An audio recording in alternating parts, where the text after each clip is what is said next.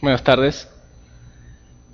Vamos a tratar hoy día la última reunión en que trataremos el tema de la generación del 50 en primer lugar. El contexto de la aparición de los autores peruanos durante la década del 50, y ese grupo le llamamos la generación del 50, donde destacan muchos poetas, narradores y ensayistas, incluso dramaturgos también, se da este surgimiento de la obra de la generación durante el gobierno de Odría, con su lema, Odría, su famoso lema de salud, educación y trabajo. Él va a traer ingentes masas de población peruana a la capital, lo que va a generar una migración tan fuerte que desborda las previsiones de vivienda y genera las barriadas, que vienen a ser lo que en esa época llamaban a las invasiones, como llamamos hoy en día, invadir un terreno, lotizarlo y empezar a vivir de manera informal. Este nuevo acontecimiento generó el crecimiento desmesurado, desordenado de Lima, y pues el resultado hoy en día se ve con las complicaciones en el transporte, los problemas también de acumulación del comercio, mala planificación de los lugares habitables, etc. Característica de esta narrativa de 50, hay tres vertientes. La vertiente neoindigenista, que es una continuación del indigenismo de Alegría y Arguedas, donde destaca sobre todo Manuel Escorza. La narrativa fantástica influenciada por Borges, allí destaca Luis Loaiza sobre todo, y el neorrealismo, que es muy importante, donde destaca Julio Ramón Ribeiro, por ejemplo, Enrique Congrains. El neorrealismo se basa en la idea de hacer un realismo en el siglo XX, mostrando la realidad de manera objetiva, mediante una descripción detallada de los hechos. Eso es el neorrealismo. Los narradores de la generación del 50 presentan una imagen crítica de la ciudad de Lima. Crítica quiere decir una imagen terrorífica, una imagen de extremo peligro. Enrique Congrains, en su cuento El niño de junto al cielo, menciona a Lima como el monstruo del millón de cabezas. Julio Ramón Ribeiro, en el cuento Los gallinazos sin plumas, la describe como una inmensa mandíbula en la parte final del relato. Esta imagen crítica de la ciudad de Lima hace referencia al tremendo crecimiento y desordenado que tuvo en esas épocas. La preocupación por la nueva realidad socioeconómica de la urbe va a ser muy notoria entre los narradores de la generación, una narrativa eminentemente urbana que se centra sobre todo en el marginal migrante de provincia, cómo estos personajes de la sierra, selva y costa llegan a Lima y son considerados marginales al mundo oficial.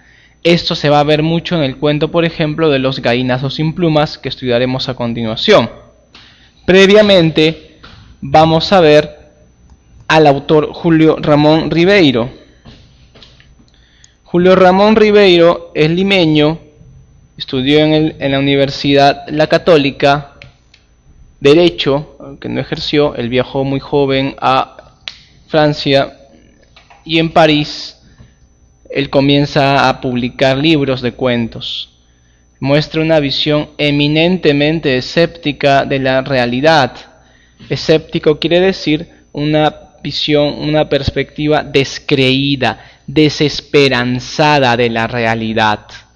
Cuando ya tenía cierta edad, su editor le propuso que todos sus libros de cuentos los junte en uno solo, y así surge La palabra del mudo, que es la compilación de todos sus relatos. Hace poco salió una última edición con absolutamente todos, inclusive los que no había publicado en libros. Estuvo a la venta en la Feria del Libro que se hizo acá en la avenida Salaverry en Jesús María. Bien, en la primera vez que se publica la compilación tenía 4 tomos. Recientemente está publicándose en 2 muy gruesos. ¿Está bien? La oposición que va a ser típica, una oposición complementaria típica en sus obras, y a una oposición complementaria la denominamos dicotomía, ¿está bien?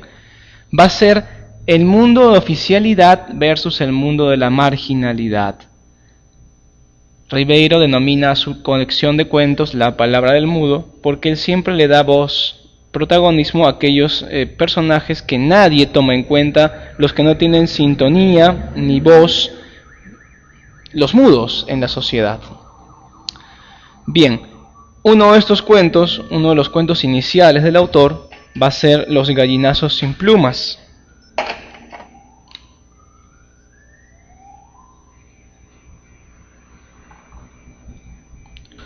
Los gallinazos sin plumas. Este es un cuento. Recuerda que el cuento es una narración corta comparada con la novela, que es más extensa, y ambos, novela y cuento, pertenecen al género épico. Así que recuerda que Los gallinazos sin plumas es un cuento. ¿Está bien? Género épico, especie cuento, autor Julio Ramón Ribeiro. Aparece el anciano Don Santos, quien va a explotar a sus dos nietos, que son niños, llamados Efraín y Enrique. Ellos viven en un corralón, es decir, una barriada cerca a Miraflores. Ellos viven en la casa también con un cerdo llamado Pascual. El corralón sirve para criar a Pascual. Pascual es el cerdo que representa el sueño de desarrollo económico, porque pueden venderlo después de engordarlo con desperdicios y con esa venta acumular un capital y luego seguir criando más cerdos para acumular más capital. Sin embargo, Efraín y Enrique tienen que sacrificarse mucho para obtener este sueño de progreso. Por eso también Pascual el cerdo representa la opresión de la ciudad hacia los marginados provincianos. Don Santos entonces viene a ser el abuelo abusivo. Efraín y Enrique, los nietos explotados. Y Pascual, el cerdo, simboliza la esperanza de desarrollo y la opresión de la urbe hacia los marginales. Después de que Efraín queda herido por un vidrio en el muladar, centro de desperdicios donde iban lejos, el muladar queda lejos donde viven para traer desperdicios al cerdo, Enrique queda como único encargado. Finalmente Enrique enferma también y nadie puede alimentar al cerdo, que enloquece de hambre y empieza a rugir en vez de solo gruñir. Don Santos va a traer comida y fracasa porque es un hombre lisiado, le falta una pierna, que es una pierna de palo. Después de varios días así, Don Santos se empieza a pegar a los nietos que estaban en fiebre, ambos. Enrique estaba mal de las vías respiratorias. Y así pegándoles, Don Santos va a generar que Enrique se pare y le pida que no golpee más a su hermano. Enrique va solo, trae comida para el cerdo, pero ya Don Santos había cometido un acto terrible. Ellos tenían un perro llamado Pedro, que había sido asesinado por Don Santos y entregado a Pascual para que se lo coma. Y Pascual le había comido casi todo el cuerpo del perro. Enrique, muy molesto, golpea a Don Santos con una vara, con el bastón del viejo Santos, y cae de espaldas al chiquero, y obviamente el cerdo comienza pues a olfatear cerca de él, probablemente va a empezar a comérselo, está muy mal Don Santos golpeado. Efraín y Enrique se van del corralón y ante ellos la ciudad se abría como una inmensa mandíbula. Este final es un final escéptico. No hay esperanza en la huida de los chicos. Van a seguir siendo marginados en la urbe que los seguirá oprimiendo. Muy bien. Vamos a avanzar ahora, pero primero voy a darles tiempo para que copien toda la pizarra. Un minuto y vemos las preguntas correspondientes a la generación de 50. Los que ya terminaron de copiar pueden ir respondiendo estas preguntas. De momento doy las claves.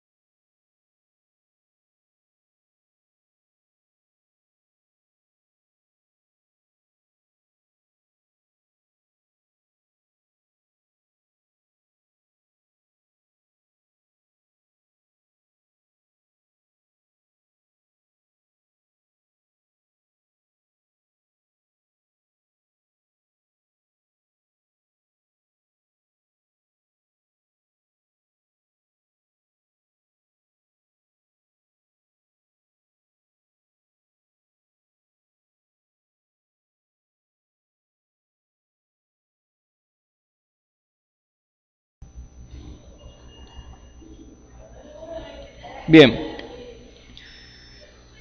vamos a avanzar con las preguntas. Me refiero a las 5 primeras preguntas que corresponden al tema que acabamos de desarrollar de manera resumida.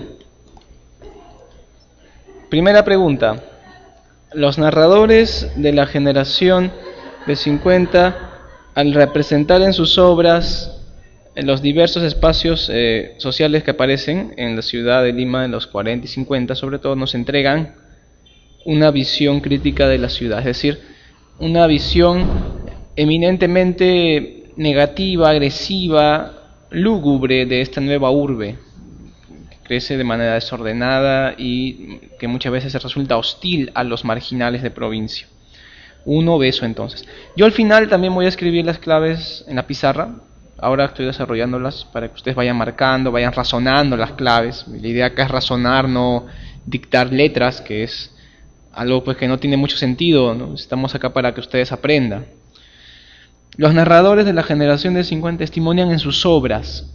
Esta pregunta es buena. Algún chico puede haber marcado la A, otro puede haber marcado casa inclusive y otro dedo.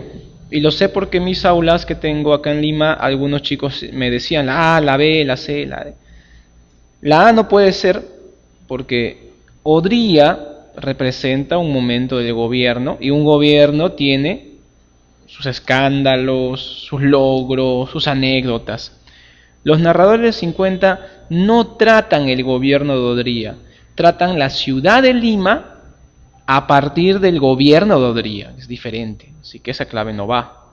Si tú quieres leer una obra literaria que trate sobre el gobierno de Leguía, en sí, sobre lo que pasa alrededor del poder en esta época, lee lee La conversación en la catedral de Mario Vargas Llosa, que es una novela de él. Él trata sobre Odría.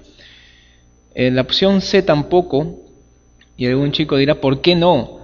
Porque dice a inicios del siglo XX y la obra del 50 se da a mediados del siglo XX. Pues no es. Dedo es la respuesta, el surgimiento de las barriadas a partir de 1950, porque la barriada se convierte en el espacio clave de la narrativa del 50. 3. La narrativa de Ribeiro, Julio Ramón Ribeiro, autor clave de la narrativa del 50, se caracteriza por la linealidad en el relato, así como por acercarnos al universo. ¿El universo? ¿Qué universo? Me puedes marcar rural, porque rural es campo, cosmopolita, referido al mundo entero, mítico, no pues, andino no, ese es Arguedas, urbano es la respuesta, ¿verdad? 3, enano, ¿ya? Allá en Guaral, tú vives en la ciudad, quién sabe, o tal vez tienes tu casa en la parte donde están las chacras, los campos de cultivo. Si vives allí, tú vives en un ámbito rural. Si tú vives en la ciudad donde están las cuadras, las calles, las plazas, vives en el ámbito urbano.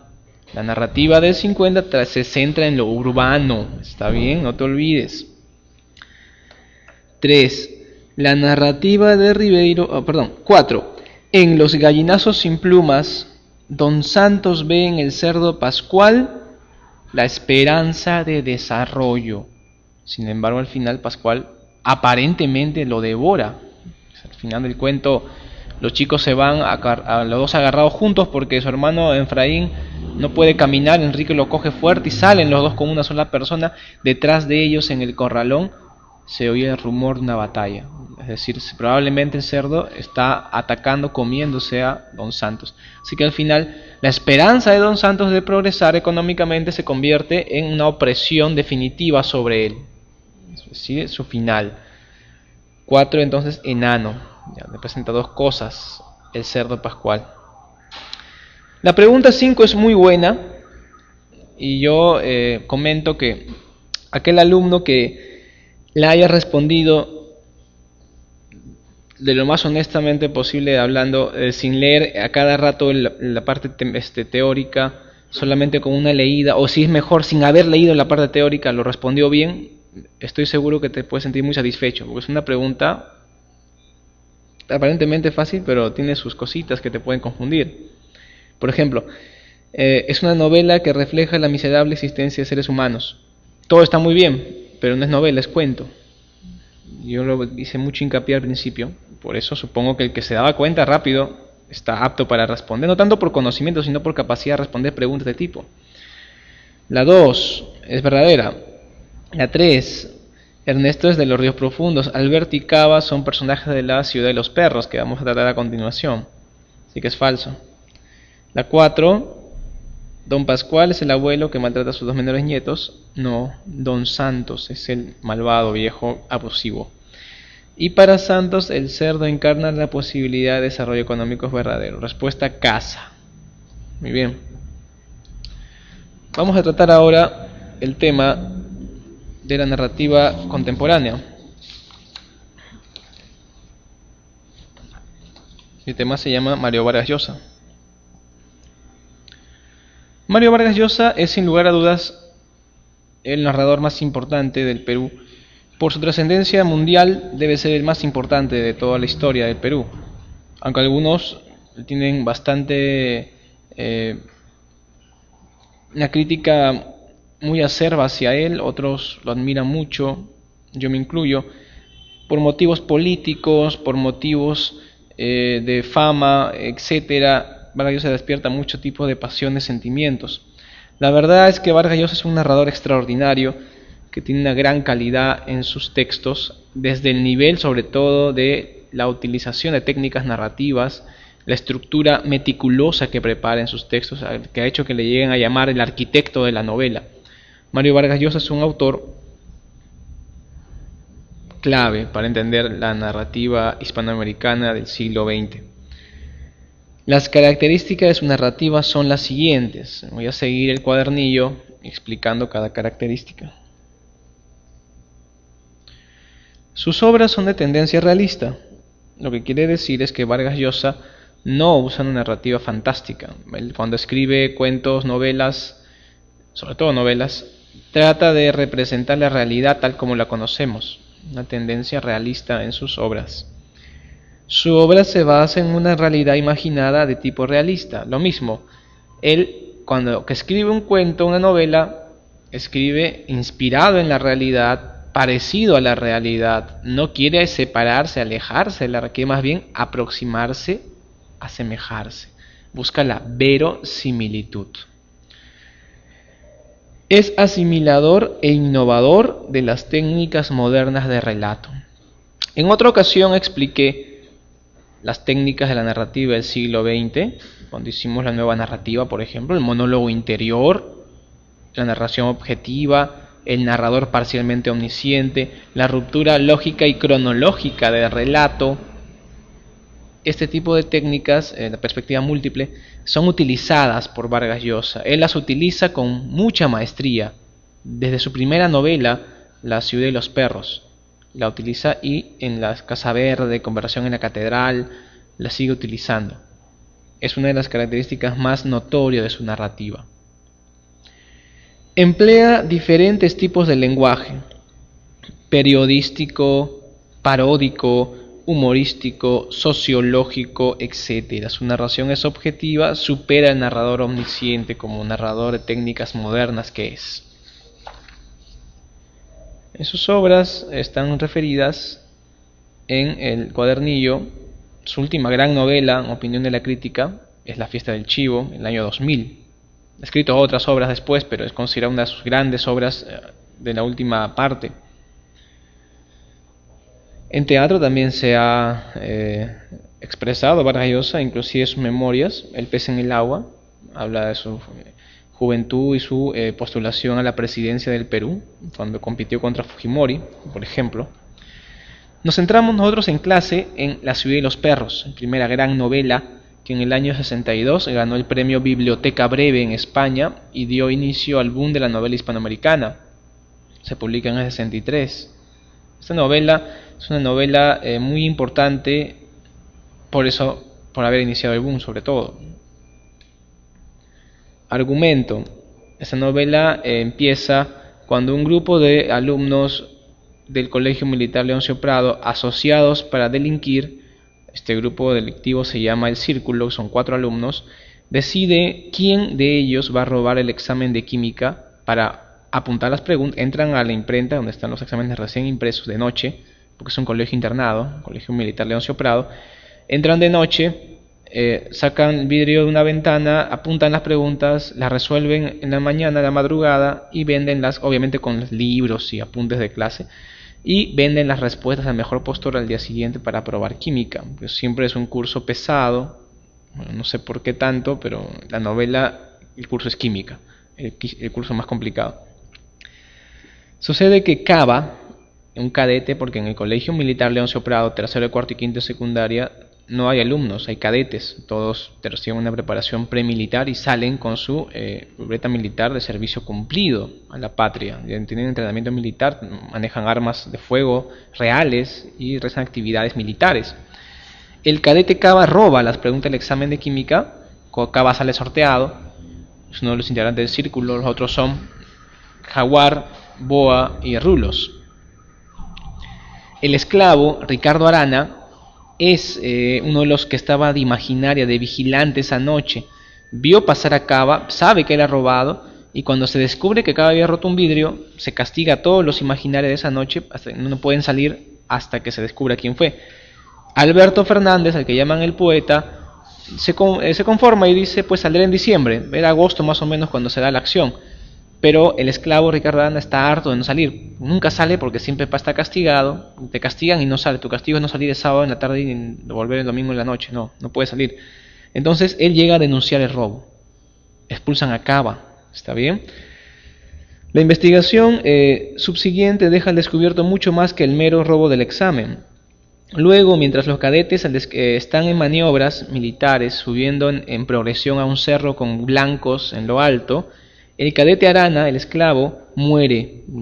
Le cae un balazo en la nuca y muere. Aunque el asesino es de alguna manera señalado por el poeta Alberto Fernández, quien piensa que es el Jaguar, el líder del círculo, un delincuente que entraba al colegio encubierto como un chico ahijado de un bodeguero, en realidad es un delincuente chalaco, avesado, ¿está bien?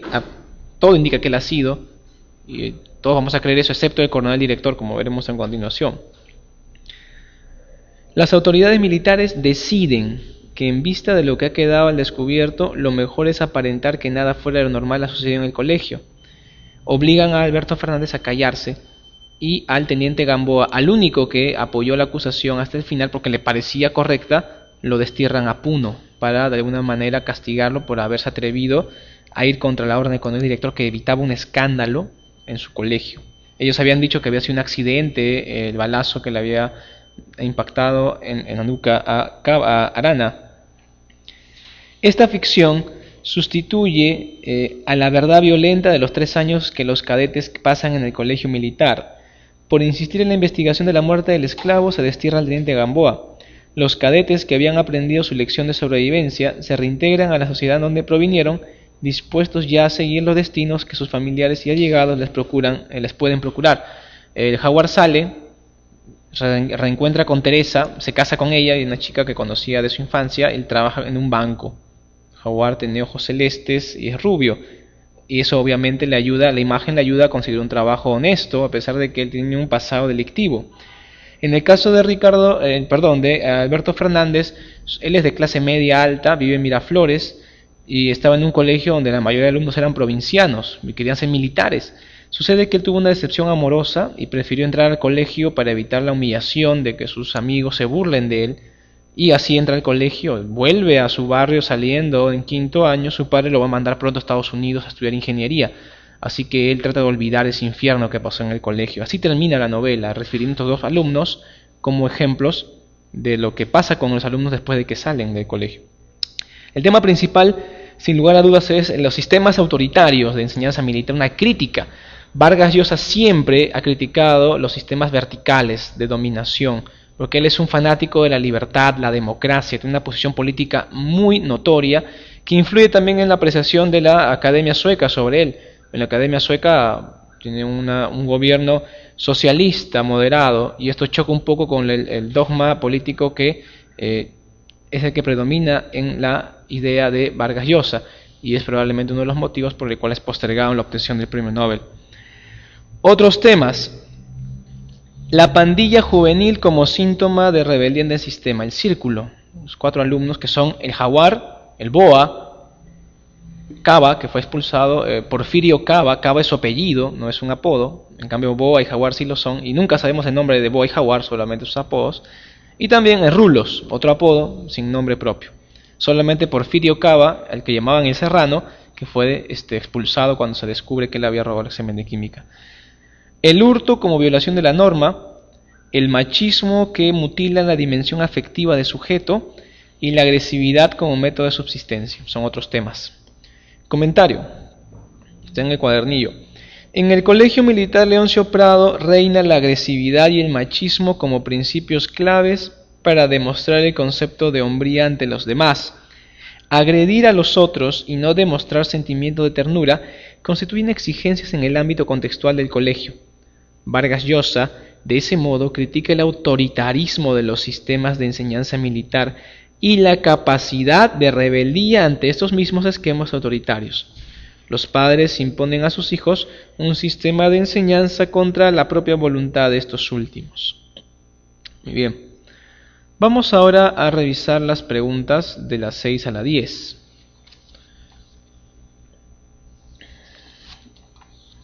Bien. La primera pregunta es la 6. ¿Qué tendencia predominante corresponde a la narrativa de Mario Vargas Llosa?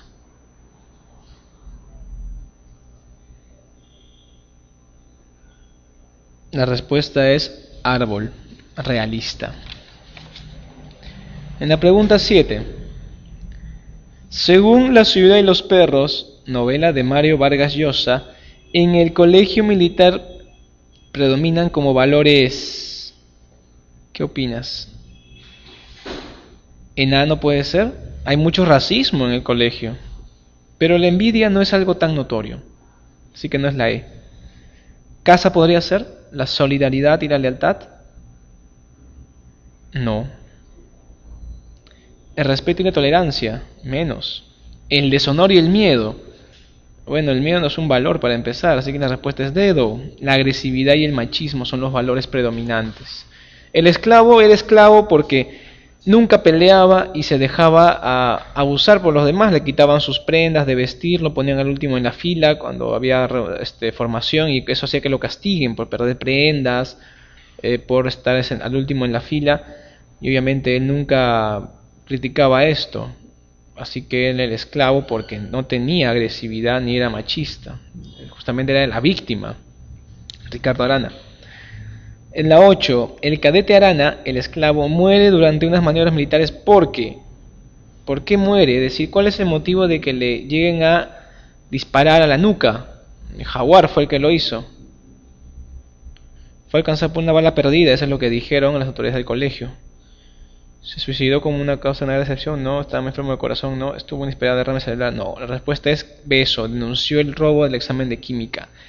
Esta, en el colegio militar Leoncio Prado, reina en la novela La ciudad de los perros, reina el contracódigo de honor, el cual indica que tú puedes robar, puedes burlarte de los demás, tú puedes hacer muchas cosas, y eso es que hagas está bien. Lo que nunca puedes hacer es delatar, denunciar algo, porque es lo peor que puedes hacer en este contracódigo de honor de los alumnos del colegio en la novela La ciudad y los perros. Por eso es que Arana sancionado con la muerte. 9. Son temas de La ciudad y los perros de Mario Vargas Llosa, excepto. ¿Qué tema no es? Excepto es una implicación de excepción entre las claves. La clave que no corresponde es casa, la ciudad que oprime a los marginales. No, esa no es opción, así que esa es. No es un tema de La ciudad y los perros. 9, casa. Y 10. ¿Cuál es la más importante lección que aprenden los cadetes del colegio militar? La respuesta es enano, la sobrevivencia. Bien. A continuación voy a escribirla en pizarra las claves.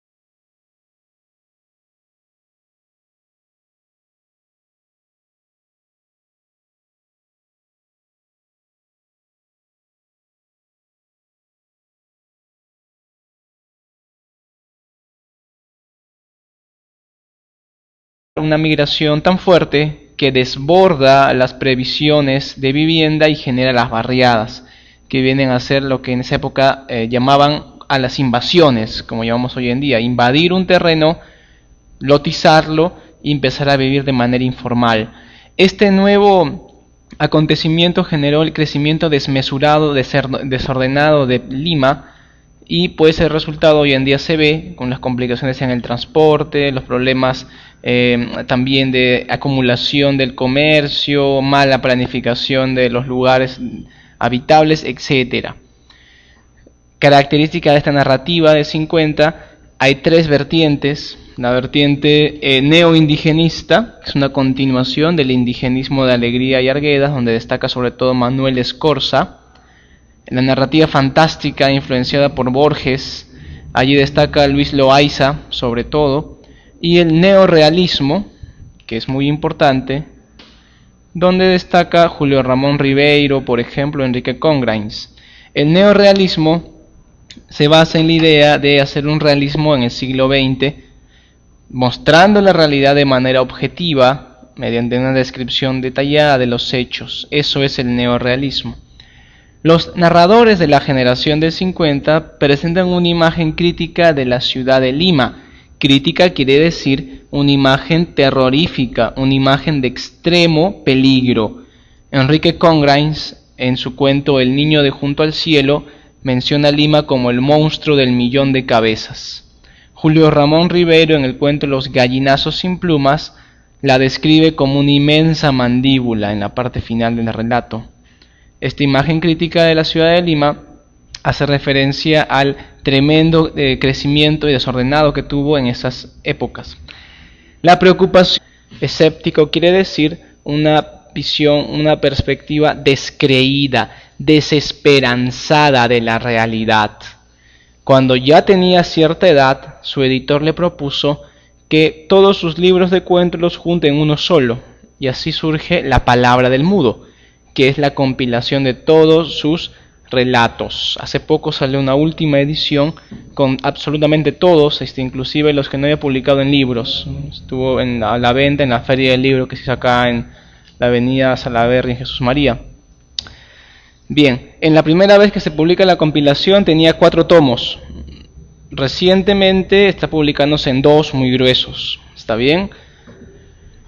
La oposición que va a ser típica, una oposición complementaria típica en sus obras, y a una oposición complementaria la denominamos dicotomía. ¿Está bien?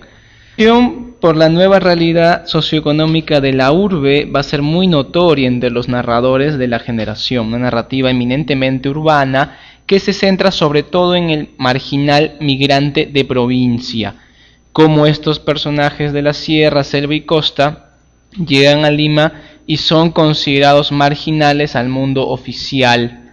Esto se va a ver mucho en el cuento, por ejemplo, de Los gallinazos sin plumas, que estudiaremos a continuación.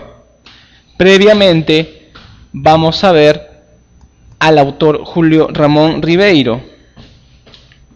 Julio Ramón Ribeiro es limeño, estudió en la Universidad La Católica, Derecho, aunque no ejerció. Él viajó muy joven a Francia y en París él comienza a publicar libros de cuentos. Muestra una visión eminentemente escéptica de la realidad.